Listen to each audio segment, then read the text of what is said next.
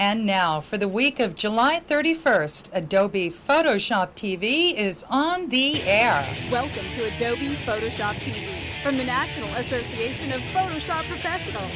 And here's your host, the Photoshop guy, Scott Kelby, Dave Cross, and Matt Klaskowski. Welcome to another rich and antioxidant episode of Photoshop TV, brought to you by the National Association of Photoshop Professionals, the fine folks that bring you Photoshop User Magazine. And this week brought to you by the folks from Fotolia, CDW, Strata, iStock, and DLO, known in the hood as DLO. Oh, jeez. Welcome back, everybody. Everybody's shaking their head behind us. Welcome back, everybody. We've got another fine episode of Photoshop TV ahead for you. My name is Matt Klaskowski, and with me here in the studio is Mr. Larry Becker. Yes. Director of the NAPP. I put the duh in director. All righty then. Hey, so Larry, I noticed a little something about you today. What's that? The shirt you're wearing. Oh. It's got Canon on it. Are you this like thing? a Dave Cross fan? Are you? I found his wardrobe closet. It's amazing. It's like miles long, and I just rummaged through and found all one these that Canada fit. shirts, Canada all over shirts. It's Canada incredible. Flags. Yeah. Well, as you noticed, Dave Cross and Scott Kelby are not here with us today, but myself and Larry are. Now, again, I said it in the last episode, and I do have this dream that one day we'll be together again. I think it might happen soon, but they are both still on the road, vacationing, teaching, things like that. But they will be back, and they will hopefully be back very soon. So yes, we're hoping. 'Cause the show's going downhill. In flames. I'm getting hate mail and all kinds of things. If you didn't already, you will this week. Well, folks, don't let that stop you, though. We will still have many good tutorials for you this week. In fact, I brought something. I'm going to show you how to create this abstract thingy, I call it. So That's a clever name. Yes, abstract thingy. But it's how to create one of those cool kind of abstract images. And you'll definitely recognize the style when you see it. Good enough. What you got, Larry? This week, I get a lot of questions from people that want to know about color correcting eyes. You know, the red eye, and of course there's the red eye tool.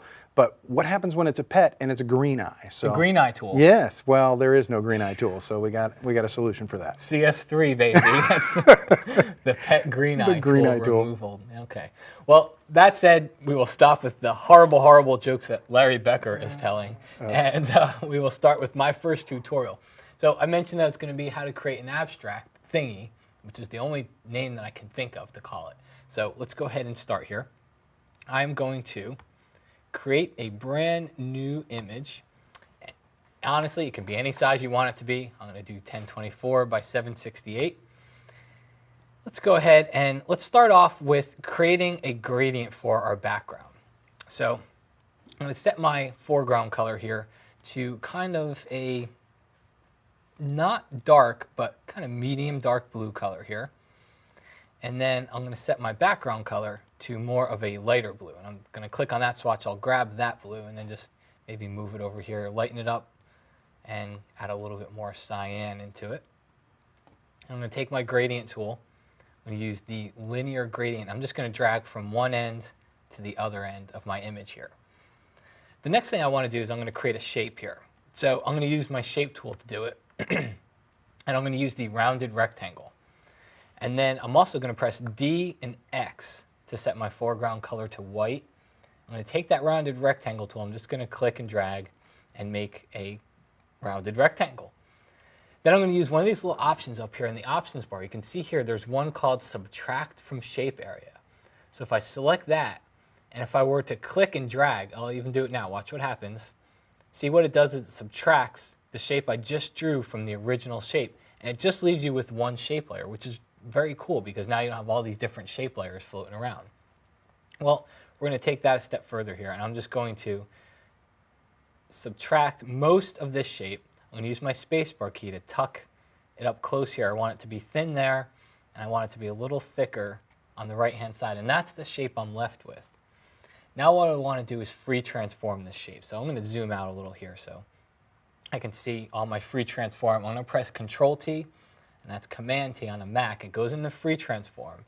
And if I hold down the Control key, I can pull this side out. See what's happening there? I'm starting to skew and transform this image. So I'm going to pull that out, and I'm going to bring it over to the side here.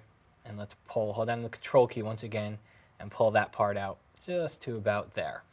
And really, these settings are not written in stone. The whole point is it's abstract. You're supposed to do what you want. Then I'm going to duplicate this layer, Control J, and use my Move tool, and let's move it up a little bit here. Once again, go to Free Transform, and let's maybe, you know what?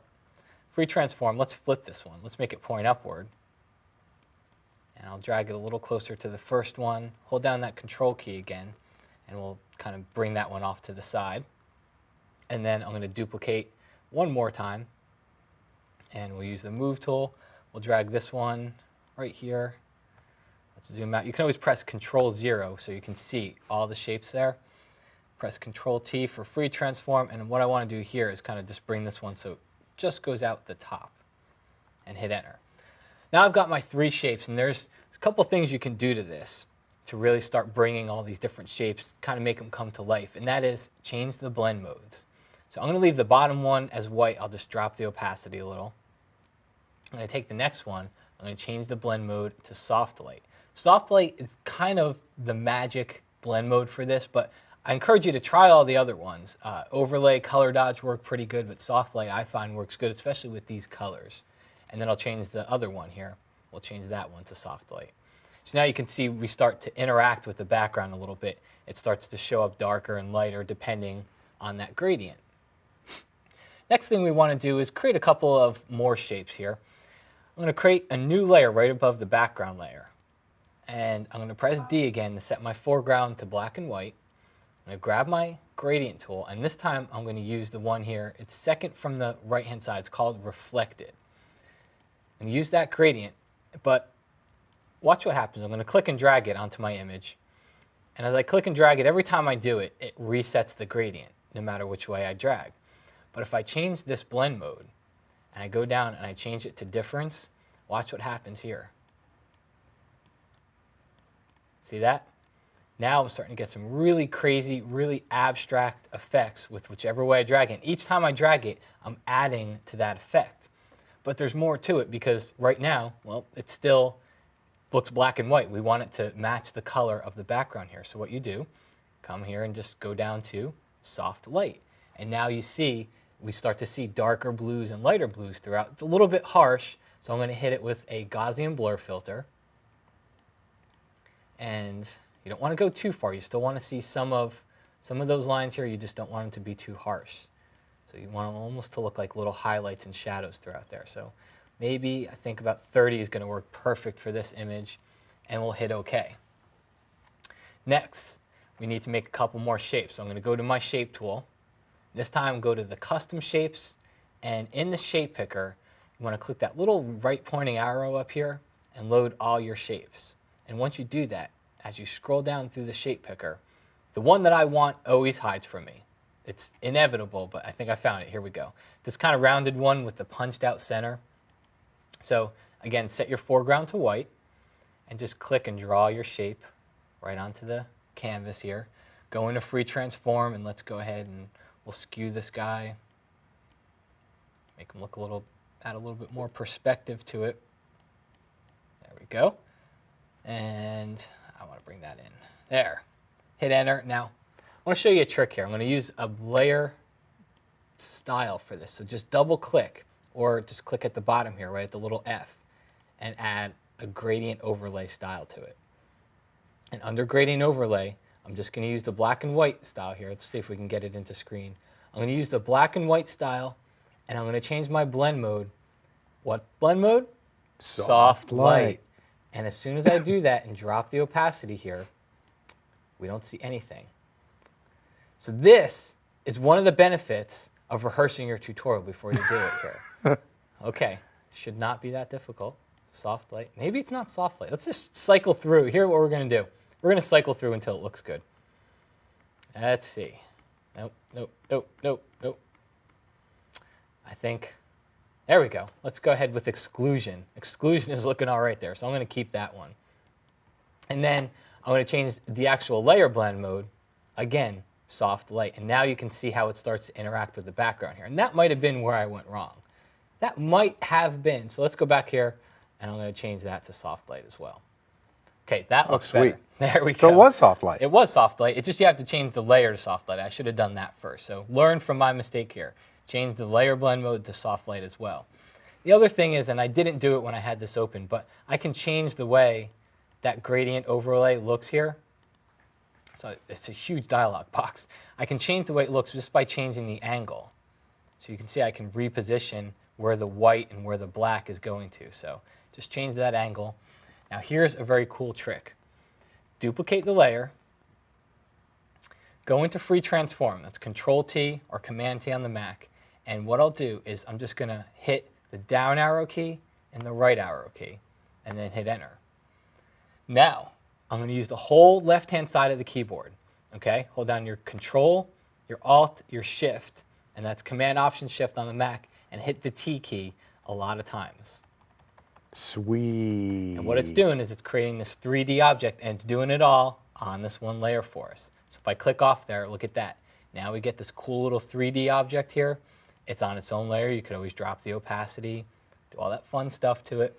Now, the rest of the tutorial is really just taking the existing shapes I have and just multiply or duplicating them, moving them to a different area in your image, and just totally using your Control, your Alt, your Option keys, just totally changing the way that they look.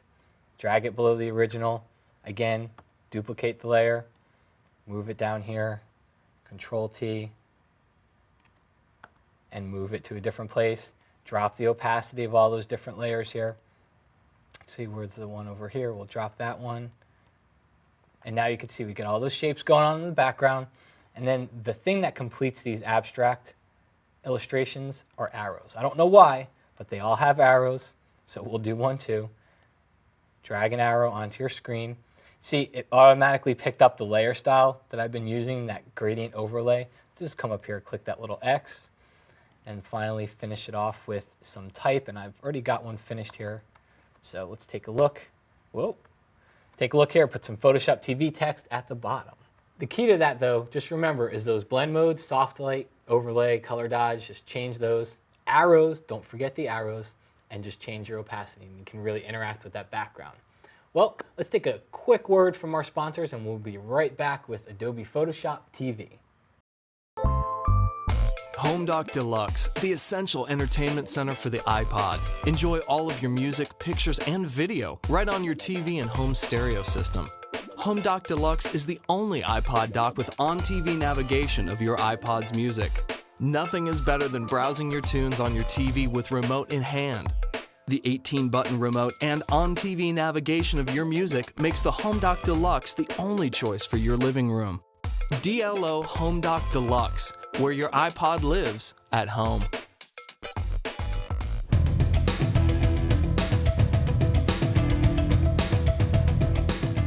Welcome back to Adobe Photoshop TV.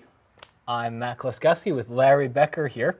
And real quick, before we get to our next tutorial, don't forget we've got our contests coming up, contest coming up here, where we're going to give away another ticket to Photoshop World. So stand by for that and a couple other cool prizes. But before we get there, I think we have a tutorial from Larry. I'm sure we do. Okay, cool, Larry. So show us how to use the green eye tool. Okay, this is all about the dreaded green eye. People have pictures of pets, and a lot of times if you get flashback, it's not the red eye, which of course the red eye tool can fix. This is green eye. And so green eye repair, you can do it any number of ways. This is just one quick way that I found works pretty well for me. So let's start with this picture of my good friend's pet. As you can see, you've got the green eye here. It's right in the middle. First thing that I want to do is go to the lasso tool, hit the L key on your keyboard, and just get a good selection around the eye. Get the whole eye area. Hold the Shift key to add to the selection. I got both those, and float them up to their own layer. So Command-J on a Mac, Control-J on a PC, and essentially what you've got is something like this on its own layer. I like it. Isn't that nice? It's kind of creepy, isn't it? So what we're going to do is, first thing that you have to do is make the green area black, but you don't want to lose the highlights. Couple steps to do this. First, I'm going to add a hue and saturation adjustment layer and take the saturation down to -100 to pull out all the color. Now I want to attach this hue and saturation adjustment layer to the layer below it. So I hold down the Option key and click in between, Alt on a PC, and that forces, so you can kind of see just the black and white is only in the area of the eye, the thing that we floated up to its own layer. Then the next thing that I want to do is a levels adjustment layer. So we'll add the levels adjustment layer, kind of pull that out of the way so that you can see what's going on. And in this, we want to make the pupils really, really black. And so you take the shadow slider on the left and bring it down really, really dark. Don't worry about what it's doing to the rest of the image. The main thing is look in the eye and make sure you still have highlights there, but it's really, really dark in the center of that eye. Click the OK button. And we need to also make sure that this layer attaches only to the eyeball layer that we're working on. So again, hold down the Alt key on a PC, Option on a Mac, and click in between the layers, and it merges between the two. Now it looks like the dog has been in a bad fight.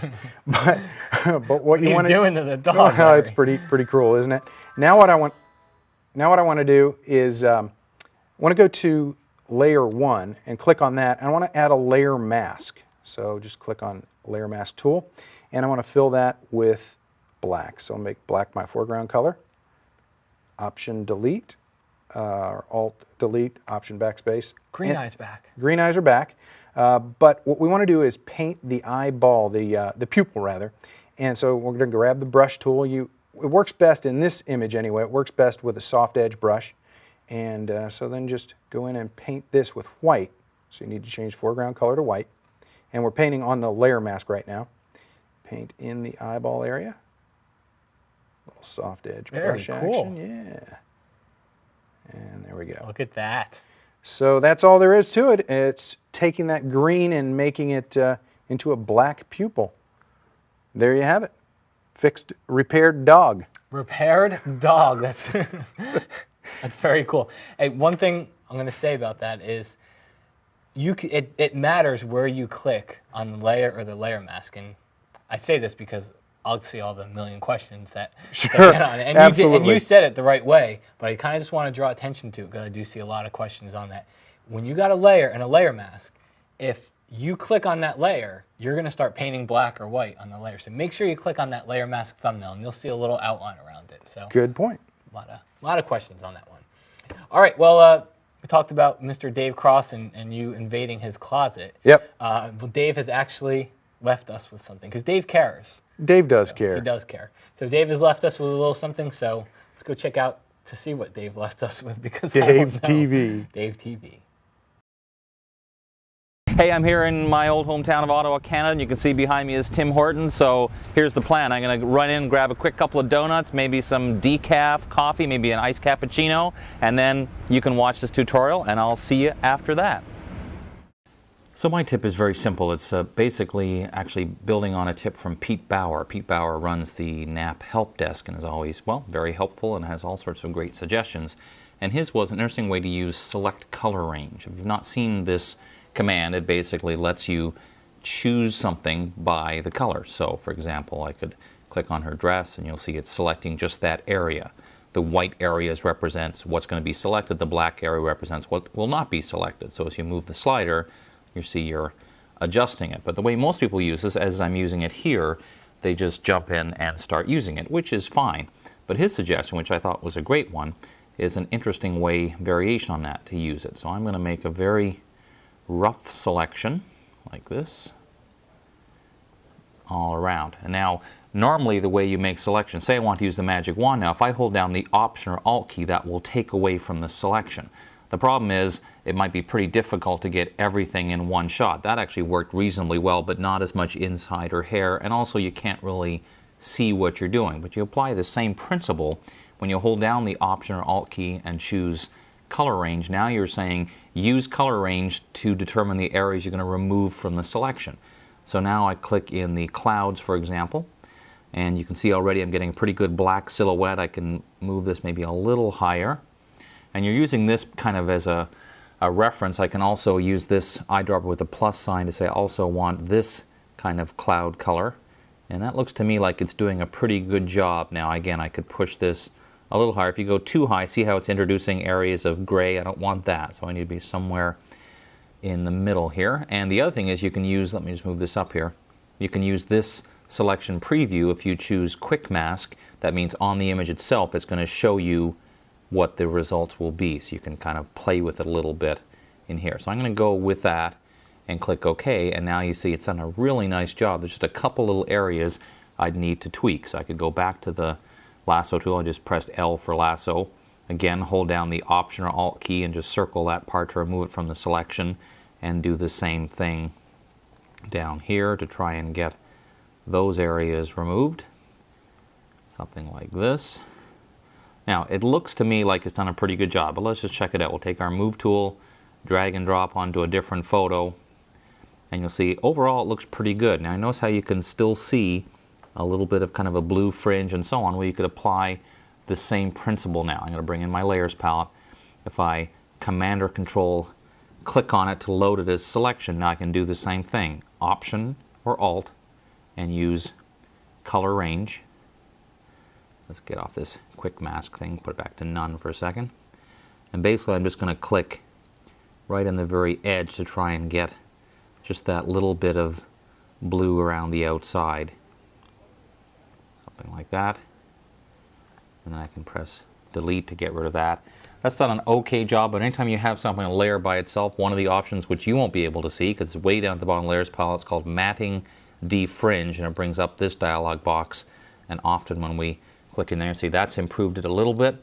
And the final thing I would do to try and make this even better is again to hold down the Command or Control key, which will load it as selection. Choose Select, Modify, Contract, and that will contract it by a certain amount. I'm going to choose 1 pixel, so now I've made a selection slightly smaller. I'm going to choose Inverse, which will select the opposite. And then I'm going to hide this selection, Command or Control H to hide it. And all I'm going to do is apply just a very slight blur. So I'm going to go to, blur, there we go. Go on the edge. Now that's too much. See how it's adding kind of a glow effect. I just want to put a little lower, something like that. So that will just make it a little less obvious. We still have a bit of an issue there, but again, you get the idea. The main thing I wanted to show you, however, is how you can use Select Color Range as a way to either add to your selection by using the Shift key, or as I did, taken away from the selection using Option or Alt. There you have it. All right, well, there you have it. A little tutorial for you, a little coffee. Well, you didn't have the coffee, I had the coffee, but that's it for my little escapade here in Ottawa. Back to you guys. Thank you, Mr. Cross, for that wonderful tutorial. And for the shirt. And for the shirt, yes. All right, well, that's Dave's tutorial. I guess it's back to me. I've got another one here. I've got a quick little trick for you. I'm going to show you how to simulate a digital infrared effect here in Photoshop. So infrared photography, basically kind of like black and white, but not really. It takes the blues, makes them really, really dark, takes the greens and really lightens them. So it's almost a kind of an invert of a black and white photo. If you gives you kind of spooky pictures. It does, but sometimes it gives you some very cool effects too. Absolutely. So I'll show you how to do that really quick here in Photoshop. All right, take a look at the photo that I've got open here. And what we'll do is we're going to add a channel mixer adjustment layer. So just go down to channel mixer in your adjustment layer, picker here, and first thing you want to do is check off monochrome, and that takes all the color away. Now if you look at the photo, what we want to do here is all our blues were in the sky, all our greens were down here. We kind of want to make the blues darker and the greens lighter. So the first thing that I'll do here is I'm going to drop my reds down, and then I'm going to take the greens, I'm going to bump that all the way up here to about 50 to 60. And I'm going to take the blues and I'm going to drop that down. You see what's happening? See, when I drop the blues down, it makes everything darker. But we can fix that because now I can compensate on the green side here, and I can make the greens lighter.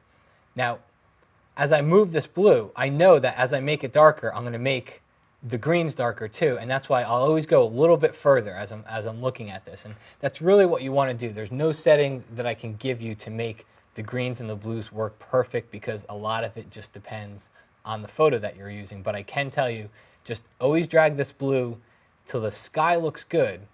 And by the way, this always tends to work best when you have some type of a photo with sky and clouds in it, because it's that contrast and that. Those puffy clouds, it seems like they're in every infrared photo. Exactly. So, and trees too. So I drag that blue down, and I'll do it one more time here where I'll lighten that green.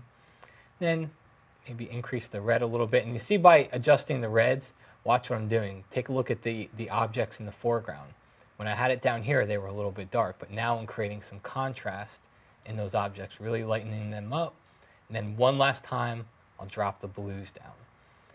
So now I'm ready. I'm going to click OK, and that adds a channel mixer adjustment.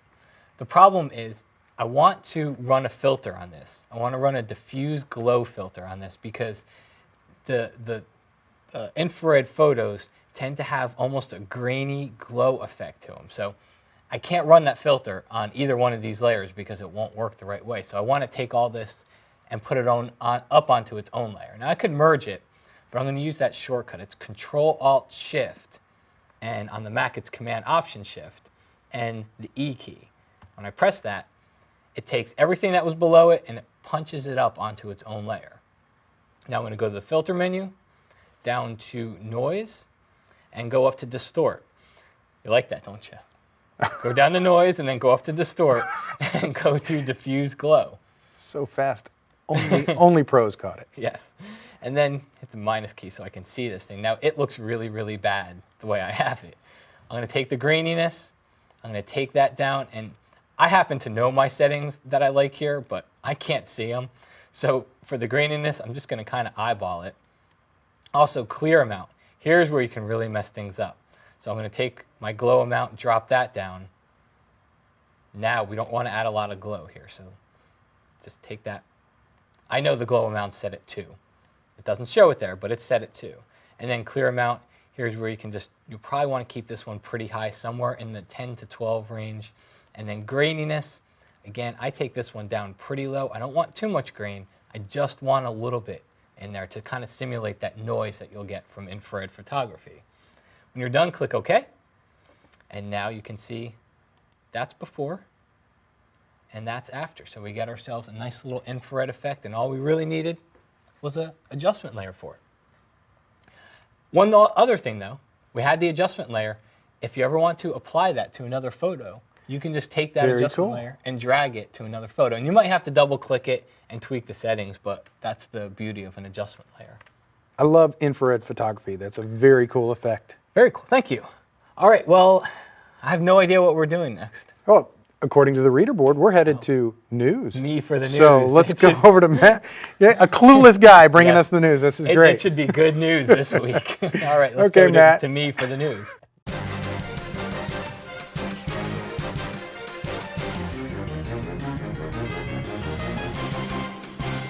Welcome back to the news, everybody. This week's news is sponsored by Photolia.com. Now, they've got a deal going. So not only are they sponsoring the news, but if you go to Photolia through the Photoshop TV link, you get 5 free credits. And on August 30th, they're going to be picking a winner for 25 free credits. So go check it out and you get some free stuff. Also, in the Photoshop news, On1 Software has released some brand new photo frame plugins. So they've actually got new plugins, not just for Photoshop, but if you have family members that use Photoshop Elements, there's plugins for that. There's also Rick Salmon's photo frame plugin package as well. So you can find out more at on1software.com. And the last thing I want to tell you here is that new automator actions have been added from the folks over at automatedworkflows.com. So there's automator actions for everything from InDesign, Core, Photoshop, even to the Mac operating system. So go over to automatedworkflows.com to find out more. That's it for the news. Let's go to a word from our sponsor.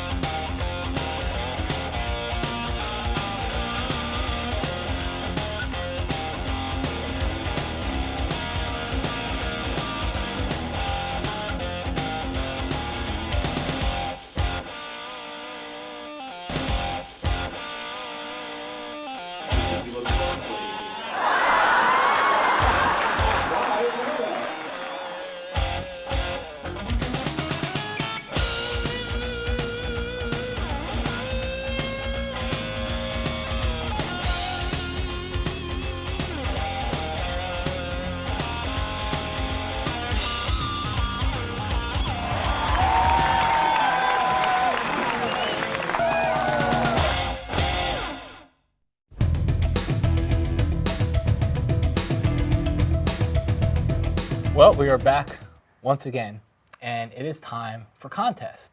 So last week's contest, we asked you, we actually kind of took a little bit of a different spin on it, and we asked you a Lightroom question. So the Lightroom question was, what is the keyboard shortcut to get into the print module? And the shortcut is Control-4 on a PC, Command-4 on a Mac. And we would accept either one? And we would accept either one, so congratulations to name that appears somewhere around here, right? Yeah, I actually have a cousin with that same last name. Very good. In keeping with our great jokes for the show. That wasn't a joke. Okay.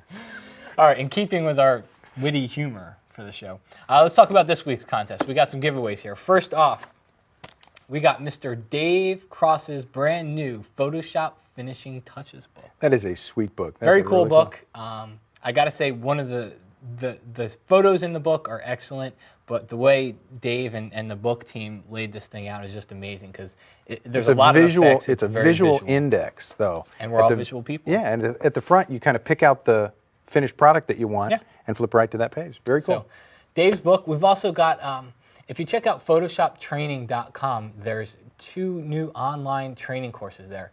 Scott's course, which we talked about probably about a month or so ago, digital photography with Photoshop. And then there's a new course. Yeah, a new course, a couple weeks old by myself. And it's called Mastering Layers with Photoshop CS2. And it's all about layers. So everything to do with layers. There's 21 days. You can look at the outline here, so we don't really have to go over it, but just go take a look at the course. So the prize will be you'll get to pick whichever one of those 2 courses Very cool. that you want to take. And then the last prize. What's the last prize? Photoshop World. One pass. One pass to Photoshop World. So go check it out. That's going to be our contest. By the way, if you're registered for Photoshop World, you're planning on taking a pre-conference or you're thinking about it, sign up because they will sell out. Always do. We were talking about the numbers this morning, and they will sell out. So if you're thinking about it, go sign up for one of those. But that said, let's talk about our contest question this week. The contest question is, what is the 3rd name that appears on that splash screen when you start Photoshop? So there's the credits to CS2. CS2. And there's credits to all the wonderful people that make Photoshop. What's the 3rd name on there? So Mac or PC, we'll accept either one, but I think it's the same. And send your question, go to PhotoshopTV.com, and there's a little link on there. Okay. I think that's it. And, oh, you know what? Tell me what else. We didn't give them our little airline thing. So Photoshop World, we just mentioned it. You've got 4 more days for the deadline to get the early bird registration, so you save $100. Airfare from Portland was $170, and airfare from Denver was $180. So I just got those off of Expedia. It's pretty affordable to get there, and the early bird registration ends August 4th. And you mentioned that it's affordable to get there, but you have to remember you need a hotel when you get there. Mandalay Bay, that's where the conference is at. Right. It's probably going to be sold out. But we talked last week, and I'll say it again this week. You've got the Excalibur, which is a 5-minute free tram ride away from the Mandalay Bay. So you stay in air conditioning. And Luxor is real close. Got the Luxor, which is very close. New York, and MGM. They all had very reasonable rates for those Pretty days. close to get there. And people are thinking, well, I wish I could stay at the resort to be at that conference. Trust me, it's a lot of walking no matter which way you go. And you're never going to be in your hotel room. That's right. So, that's right. Folks, we have a great time there. It's the only reason we talk it up is it's NAP's conference, but you become a NAP member when you go. Everybody has a great time, and the instructors, it's world class, and they stick around. Everybody is very friendly. Sure. So you can get access to really some of the best people in the And a cool world in trade show Photoshop. floor, too. We got all kinds of people will be there, like Adobe. Adobe, cool. So that is our Photoshop World spiel, Okay. I guess we can call it. Let's talk about what we're going to give them to do this week. This week, we've got a NAP buddy, and his name is Mark Johnson. And he's got a cool website all about critiquing photographs. So you send in your picture, and some professional photographers will tell you what they like and don't like and how they might have improved it. It's called Radiant Vista, so radiantvista.com. Go there. Cool. Also, see this? Hope I don't want to move it too much. You can see it, but MacBook Pro, I'm still using it. Nobody's taken it away from me yet. That's because you only have 1 more week to enter the contest. So you enter the contest by going to layersmagazine.com.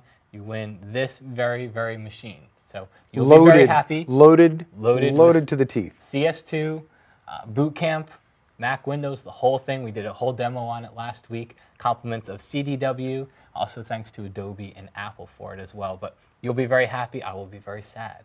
And then the last one is go check out the Lightroom podcast, hosted by George Jardine, who's the pro evangelist for Lightroom. And the easiest way to find it, you can go to PHOTOSHOPTV.com or just go to iTunes and do a search for Lightroom. Very cool. Folks, that's it. We appreciate you sticking around for our Adobe Photoshop TV show, and we will be back next week with the whole team. Maybe. Yeah, probably. You never know. But we'll be back once again with Adobe Photoshop TV. See you next time. Bye, everybody.